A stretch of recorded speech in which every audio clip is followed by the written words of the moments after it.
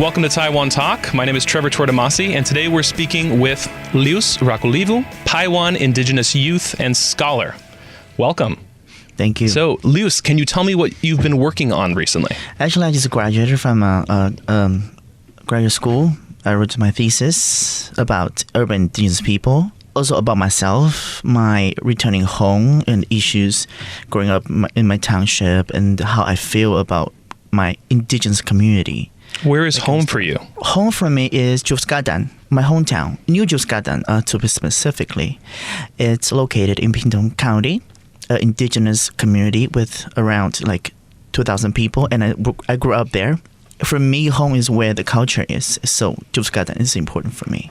You mentioned Tjuvecekadan and New Tjuvecekadan. Yes. Can you tell us the difference and which one is the new one?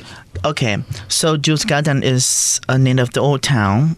It's located in a mountain area of Pingtung County, and it has been existing for at least 400 years, dating back to the Dutch written document. And it's a slate stone house village with 50 slate stone houses in the past, and we still have that, and it's one of the potential heritage sites by the Bureau of Cultural Heritage, Ministry of Culture in 2010, and this is where our ancestor came from, Tjuvecekadan. But when the government from China came to Taiwan, KMT, they forced people to move from Tjuvecekadan to a new place in the valley called Tjugangan, the river valley, and we lived there for 10 years. We were forced to move it in 1961 from Old Tjuvecekadan, the old town. And people lived there in the valley from 1961 to 1971 when the typhoon destroyed Tjugangan. And then the government also, we have to be relocated because it's destroyed, so we moved to the plain area in 1971, and we call it New Tjuvecekadan. And also not just people from Tjuvecekadan that suffer from the typhoon, but also other Paiwan groups around Tjuvecekadan. They also moved to New Tjuvecekadan. So there are 4 Paiwan groups living there, plus one Chinese Han Taiwanese group. Okay, so after that, were you born in New Tjuvecekadan? Yes, I was born there in 1992. Yeah. Mm-hmm. I was schooled there from kindergarten up to elementary school, and brought up by my grandparents. And my grandparents had farmland in the old town, Tjuvecekadan. Mm-hmm. And that one's much higher on the mountain. Yes. It's about... How far away from... it's 40 minutes by a scooter with gear. Whoa. Yeah, but it's 1 hour by a car. Yeah, but much of the road were destroyed by a typhoon in 2009, Morak typhoon. Wow. Yeah, so a lot of roads are still under construction. Can you tell me about the difference between those two towns? Like where you grew up and when you visited your grandmother up further in the mountains? What was that like? Actually, living in the mountain, there's no electricity. So we use candle to light up the room. And I mean, my grandparents live there, but they also come back to the new town regularly for church. They're Christian. And living in Old Tjuvecekadan is you can hear the sound of many birds, like owls, things like that. And I was the only child, I remember, when I was there.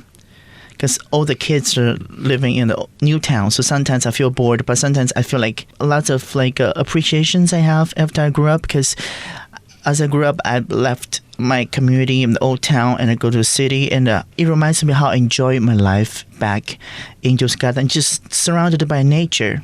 I'm just playing by myself in the field and just see taros and many crops growing up, and I just it reinforced my attachment to my old community when I left for city for school. Yeah, and the life there is I would say very simple. I don't know when we went to bed, but I think it's early when darkness came, and then we just, maybe spent 2 hours and slept. And it's also interesting that all of houses are built traditionally, with slate stone houses. So it's a flat slate and stacking up, and they also have a rooftop made of slate stone houses. And does that feel hotter? No, actually, cooler? Actually, the house breathes. Wow. Because there's little cracks, right? And also the house is built with wood structure. So every time we enter to a traditional slate stone house, we have to start a fire to keep the insect out. Because insects are going to eat all the wood. Yeah. Yes. And we also have to organize all the slates on the rooftop regularly, like at least once a year. And that's traditional. But my grandpa, he used to be a construction worker, and he knew how to use cement. Actually, he built a kind of modernized style of slate stone house. Like he has this like a cement wall, but the rooftop is still like a slate stone. So I think that's the first cement style slate stone house ever built in Tjuvecekadan, our family house. And also, he also built a toilet next to the slate stone house. Made of slate stone? No. Okay. Concrete. Okay. At least it wasn't wood, I would say. Yes. So that's a little bit about what it's like in Tjuvecekadan. Now, in New Tjuvecekadan, further down the mountain, what was life like growing up for you? I would say that New Tjuvecekadan is one of the most popular or populous region for Paiwan people. It has first convenience store in Indigenous district, 7-Eleven. It's built in 1999. And it also has a night market every Monday. Before Tjuvecekadan people are forced to relocate to the area, there are like already some Paiwan people and Han Taiwanese people there. And that area is already like a trade like point. And when we all moved down, with the population increased greatly, and then we have business going on. I think it's interesting because the owner of the convenience store is also indigenous, Paiwan. I think it has two sides. My experiences in indigenous communities is kind of different from other people's experiences. It's more modernized. More marginal? Modernized, more modernized. More business going on there. Can you tell me what it was like in your village? What was the social structure? What was daily life like when you were growing up in New Tjuvecekadan? Yeah, for me, in my community or many Paiwan community, they have this Vusan system. Paiwan is Vusam?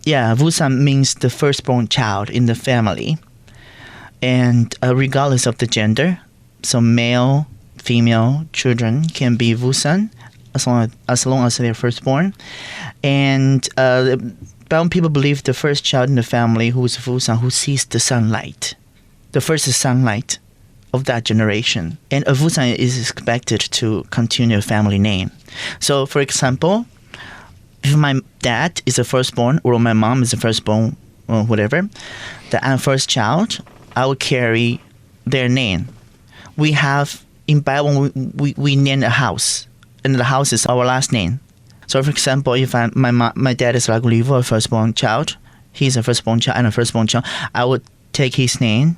And my other siblings, they will have my father's name until they get married and they have built their own house and married to someone else, or they're married to other Vusan and then they take other people's names, or they have the new names based on the house. Well, what happens if two non-Vusam get married? Well, they'll have new name given by Vusam sibling from one of the spouse. So there are lots of new names coming up all the time. Yeah, based on the house and the land. Cool. So name changes. Mm-hmm. Yes, and also Vusan's spouse is expected to live with Vusan's family and take care of the Vusan's family, and the Vusan also has to take care of the whole family, So it comes with a lot of responsibilities, expectations, and something like that. And for me, I am firstborn of my parents, but not the family. But I'm the firstborn, like a grandchild for my grandparents. Mm-hmm. So they have a lot of expectations on me, even though I'm not the firstborn, but I'm the firstborn of the family.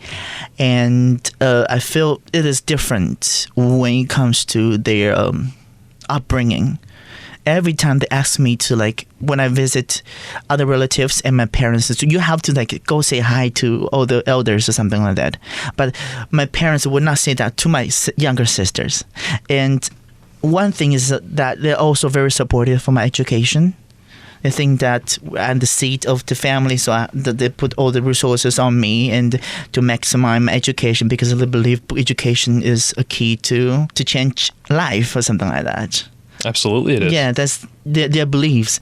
So what was it like moving into an urban area? How did you start to feel your life change?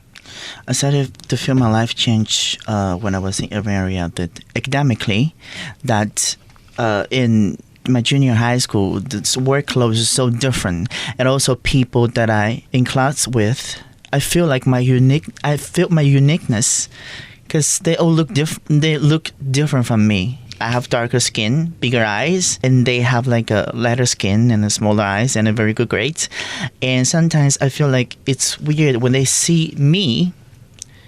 If I do something and my peers, my classmates, oh, well, indigenous people always like that, like you, something like that. You felt like you were representing something that you didn't ask to represent. Yes, just everything is unfair. About indigenous. I said, no, it's not accurate. I don't sing or I don't play sports well. I'm not like a stereotypical image of indigenous people. Something like that. And I feel like I have to prove that I'm no different. And when I went to city, indigenous students have this educational incentives, meaning that it's indigenous education incentive for high school and college entrance exam. So it's one of the policies of affirmative action on indigenous students. They have an extra 35 score addition to high school and college entrance exam if they pass the indigenous language proficiency tests. And I was asked many times when I go to high school, because I went to the top high school in Pingtung. In my school, teachers sometimes, they say something like sounds very casual, sounds very like, just funny. But for me, it's like, kind of hurtful? Kind of hurtful. It's like, for example, when I think we were on the 12th grade, we're preparing for college exam, and one of the teachers in my school said that, teaching us about strategies to maximize your scores and blah, blah, blah, blah, a lot of strategies. And he said, unless you have 优良血统, I don't know how to say it in English, it's a blood, good blood or higher blood or something like that. Yeah. Yeah, that's kind of disgusting to hear people still think like that. Yeah, but I don't know how to fight back. I don't know how to talk back, because this is the education that I was receiving was always about history, about other cultures, not much about indigenous cultures and indigenous festivals or Paiwan traditions or hierarchy or something like that. No, it's taught very shallowly. When I was a kid in elementary school, I was not aware of the issues happening around my community. What I wanted is to go out, because I feel like, city is flashy, everything's good there, but I don't really appreciate my own culture because I'm not aware of that. Right, you want to play the games. Yeah, you want I want to play the games. I want to play Diablo 2 or something like that. And unlike Cafe, when I was a kid. Yeah. Yeah, I was so addicted to playing, playing Diablo 2. You're not the only one. We might cut this out later, but yeah. Yes. So when I was a kid, I'm not aware of that. But when I went to college, and also junior and senior high school, I started to figure out my uniqueness, and I was questioned by my Han Taiwanese peers they asked, do you know how to speak your language? Do you know how to sing or something like that? And I think that to myself, yeah, do I know? Something like that. And it started to have these issues, and everything started to kind of explode in college.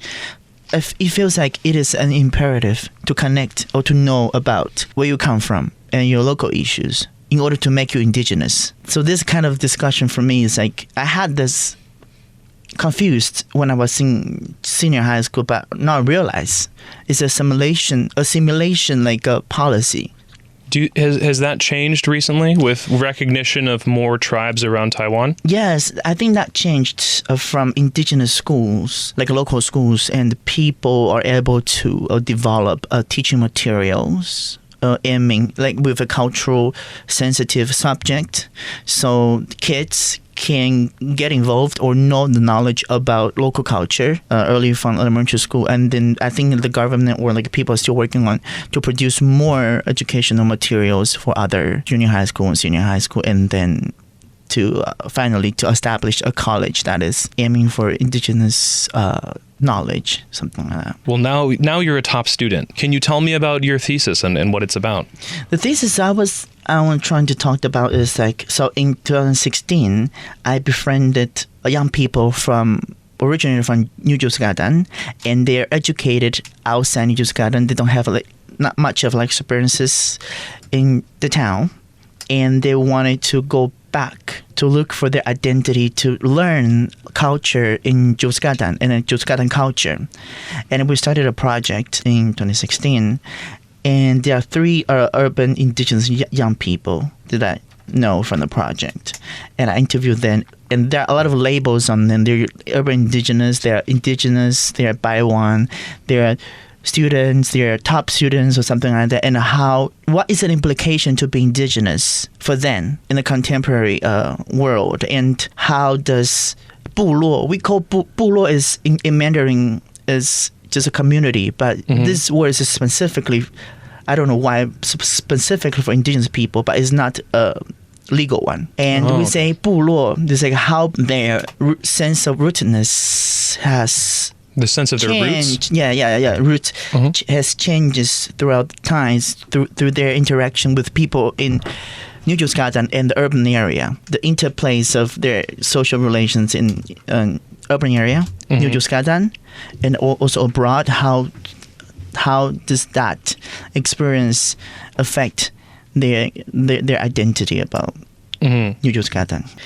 Well, luckily I met some urban indigenous young people to work on the project with. I didn't go abroad to Australia, and accompanied by other cultural groups, like performing groups from Taiwan. And I came with indigenous groups, mainly they're mostly Paiwan, and we're there to perform for the Sydney Taiwan Week. It's an activity held by overseas Australian Taiwanese Australian there, and we visited many schools and we talked about our culture. And I perform there and also help interpret for the event. When you encounter indigenous people of other sort of Pacific Island areas, maybe Australia, or if you've met Maori people, yes. have you found a sort of connection there as deep as language or culture? I feel there are like a lot of like things in common. The language sounds very similar. Really? Because so indigenous languages of Taiwan is seen as the root of the Austronesian language family. And Austronesian languages are spoken by mainly indigenous peoples. I think people in Taiwan, they see indigenous people as a big group, but actually there are like variations within different groups and even within different communities, the different culture. So when you approach indigenous people, that is very important to understand what's going on in their community rather than seeing them as a whole group together, same group. No, something like that. Is the language very, very different from tribe to tribe? Yes. It's very different. Like, okay, there are 16 indigenous groups, right? And there are 42 dialects. Even in Paiwan, there are like 4 different dialects. But the differences between Paiwan languages are not that large. But people understand, they can like communicate with each other. But some group, even they're in the same group, they're speaking different languages. Like, for example, people of Sedek, Diane, and also Daruku. They have similar culture. They have like face tattoo, but the languages within their own groups are also very different. And not all people can communicate, even they're the same. They're categorized as the same people. Yeah, and also Rukai people too. Rukai is is indigenous groups, but I remember there are 3 communities, Rukai communities in Pingdong. There are 3, and they speak 3 different languages, but they are in the same category as Rukai. In all the Austronesian languages sort of influence, you said Taiwan's indigenous people's languages is sort of a root primogenitor of that? Yes, it's the origin of that. Okay. Well, for example, when in my community, when we say thank you, we say masalu. Hawaiians say mahalu. Oh. Yeah, and we count numbers like idalu sa jilu siba ima bichu au shiva da unen da bluk 1 to 10 is very similar across the Austronesian region. Lima is 5 and is common for most Austronesian speaking region. Is there a system that's continuing language education of the Paiwan language to youths in Tjuvecekadan? Yes, and well, there are different aspects, like their language teaching efforts in the public school system that were taught about Paiwan language when we were in elementary school. And I think that also goes to, like, I remember the class is called 乡土教学. It's like a local cultural class. Oh, okay. Yeah, everyone born in 1992, I think they experiences that. So Taiwanese who speak Taiwanese, they learn Taiwanese, and Hakka, they learn Hakka. And Paiwan people learn Paiwan languages. When I was there in school, but it's like 2 hours every week. Yeah. So not a lot of immersion. Okay. Not a lot of immersion. And do you speak? Is it called Paiwan? Yeah, the Paiwan. Language. Yes. Do you speak Paiwan with your parents as well? Actually, I don't. I speak Paiwan with my peers if I could, but my parents not really. But I was, I grew up listening to Paiwan language from my grandparents and their friends, so I can listen. My speaking is weak, but I can manage daily life with Paiwan languages. I don't know, like my grandparents, my parents, they are, I don't know why when they turned to me, they spoke Mandarin to me. It's interesting because it's not just happening to me, other families too. Maybe they want us to get involved in the society, so we learn Mandarin or something like that.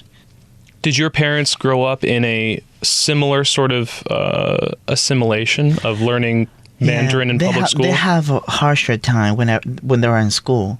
When they're in elementary school, junior high school, senior high school, Taiwan, I remember Taiwan was under martial law. Right. So there was a policy that banning people from speaking dialects, including Taiwanese Hakka, in school setting. If you're caught speaking dialects, then you have to pay, and you have to wear this kind of tag, say like something, just some bad words. Sort of shaming people. Yes, spoke other languages. Yes, I think that also impacted on how my parents perceive Paiwan language and Mandarin. But in my generation, it's all long gone. We don't have that. That's good. And I'm glad the language education continues then for the next generation. Yes, that there's still people speaking it. Yes, it is important. If there's ever anyone raising a kid and wondering if you should teach them an extra language, yes. Do it. Mm-hmm. Teach your kids as many languages as you can. Thank you. All right, and thank you very much for coming on Taiwan Talk this week. Ljius Rakuljivu, thank you for joining us, and thank you for listening. See you next time.